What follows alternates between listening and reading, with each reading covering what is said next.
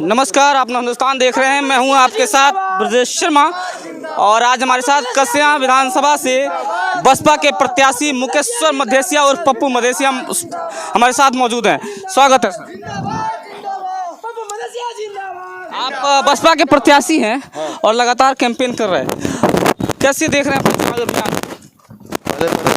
पहले आपके मीडिया को मेरी तरफ से कामना है और मैं अपने चुनाव जनता की निगाहों से देख रहा हूं कि वह चाहती नहीं है कि गुंडों की सरकार हो। जनता चाहती है कि कानून का राज हो और अमन चैन हो, और यह चीज़ संभव बहुजन समाज पार्टी की सरकार में ही है। इसलिए मुझे यह लग रहा है, काफ़ी विश्वास के साथ कह रहा हूं कि उत्तर प्रदेश के इस 2022 के चुनाव में 10 तारीख को बहुजन समाज पार्टी की सरकार बनेगी। आपका मुकाबला आप बात करने दीजिए, कोई जिंदाबाद ना करे। आपका मुकाबला वर्तमान में सत्ता में काबिज भाजपा से है, पीएन पाठक से। इनकी उम्मीदवारी को कैसे देखते हैं और आपको लगता है कि आप इनको डिफीट कर पाएंगे? जैसे मेरी लड़ाई किसी से नहीं है, जो भी लड़ाई माने, मैं किसी से अपनी लड़ाई नहीं मानता। दूसरी चीज़ कि पहली तो कस्या विधानसभा की जनता जो 333 विधानसभा है, किसी दल ने, जो आप लड़ाई की बात कहे हैं, तो किसी दल ने 4.25 लाख जनता के ऊपर विश्वास नहीं किया है। वह इस 4 लाख की जनता में कोई उस दल को प्रत्याशी नहीं मिला रहने का, यहाँ के रहने वालों को प्रत्याशी नहीं दिया उन सबों ने। एक तो दिल्ली से आ गया कहता है और एक देवरिया से आ गया।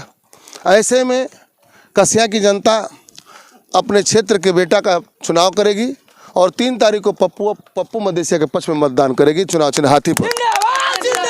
भाजपा सरकार का योगी आदित्यनाथ कह रहे हैं लगातार हमने काम किया है, खूब हमारे काम के नाम पे वोट मिलेगा।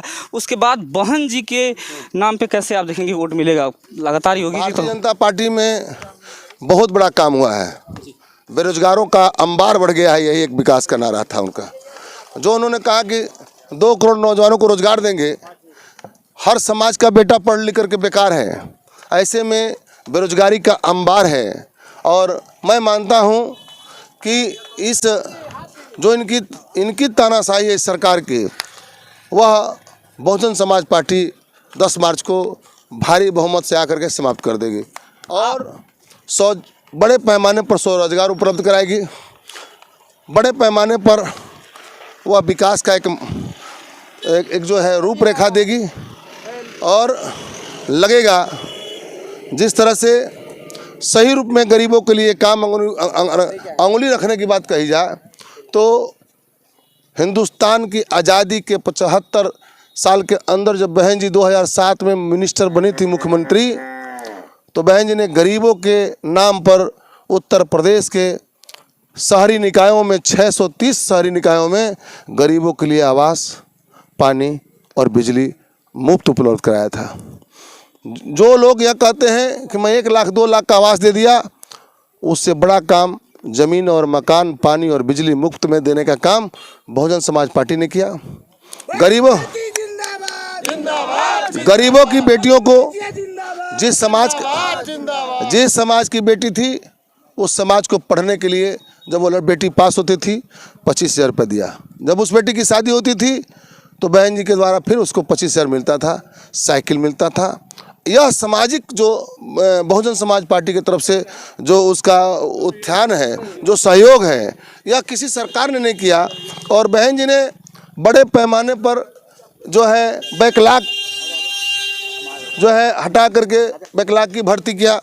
और जो स्वच्छ भारत की बात कही जाती है जिस सरकार में, तो मैं बताना चाहता हूँ, स्वच्छता के नाम पर उत्तर प्रदेश में पहली सरकार थी जिसने सफाई कर्मचारियों का नियुक्ति किया। और अब हम बताइए क्या चाहते हैं? आप यहाँ पर लगातार समाजवादी पार्टी के जो प्रत्याशी हैं उनके कैंपेन को कैसे देखते हैं? और लगातार अखिलेश यादव कह रहे हैं कि हम सत्ता में आ रहे हैं और हम विकास करेंगे और तमाम वादे भी वो कर रहे हैं। मैं एक बात बताना चाहता हूँ, आपने एक दल का नाम ले लिया है। मैं बहुत पहले कहा हूँ कि 2 दल यहाँ पर चुनाव लड़ रहा है और दोनों बाहरी आ गए हैं। तो इस देश में भारत जब गुलाम हुआ था तो ईस्ट इंडिया कंपनी आई थी, एक कंपनी बनाई थी और भारतवासियों को गुलाम बना लिया था।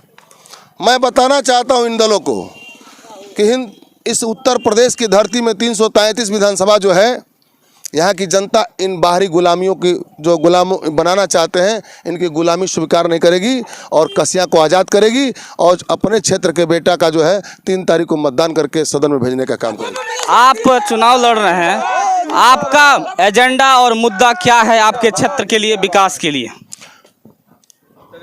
अब आप एजेंडा जानना चाहते हैं कि विकास के लिए क्या है, तो यह मैं बता दूं कि बड़े पैमाने पर जो 75 सालों में। और एक सवाल और हमारा, अगर आप चुनाव जीतते हैं तो ये हम आपके पास जरूर लेके आएंगे कि आपने अपने वादा क्या किया था, ये वादा करिए। बड़े पैमाने पर मॉडलाइज विकास करूंगा, ज़रूरतमंद जनता की इच्छाओं को पूरा करने का पूरा प्रयास करूंगा।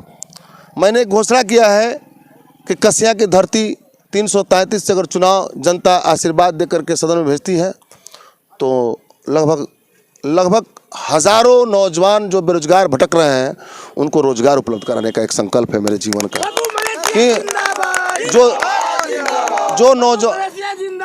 जो नौजवान जवानी के आलम में अंधेरे का शिकार में जी रहा है, जब उसे हम रोजी रोटी उसे मिलेगी तो प्रकाश की दुनिया में वो सफ़र करेगा और मैं उम्मीद करता हूँ उसके परिवार में दीपक जलेगा।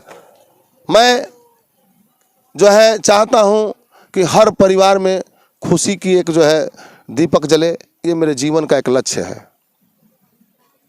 और बताइए, युवाओं के लिए क्या सोच रखे हैं, शिक्षा के स्तर, बेटियों पढ़ाई के लिए क्या आपने सोच रखा है? देखिए,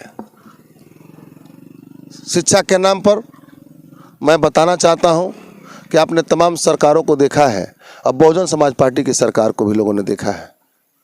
मैं समझता हूँ कि इस बार 2022 की जो सरकार बनेगी, हम अगर यहाँ से जाते हैं लखनऊ पहुँचाती है जनता, तो शिक्षा में काफ़ी सुधार और यहाँ के जनपद के नौजवानों को काफ़ी हर तरह की टेक्नोलॉजी की शिक्षा हो या वह किसी प्रकार की उसकी डिग्री हो, वह लेना चाहता है, पढ़ना चाहता है, तो मेरा यह प्रयास रहेगा कि मैं उसे जनपद में ही उपलब्ध कराने का प्रयास करूँगा। हिंदुस्तान से बातचीत करने के लिए आपका बहुत बहुत धन्यवाद। आपको भी। ये थे हमारे साथ बसपा के प्रत्याशी मुकेश्वर पप्पू मदेसिया, जिनसे हम खास बातचीत कर रहे थे। हम अन्य प्रत्याशियों से भी उनके मुद्दे और एजेंडे जानने का प्रयास करेंगे। कैमरा पर्सन पप्पू के साथ ब्रजेश शर्मा,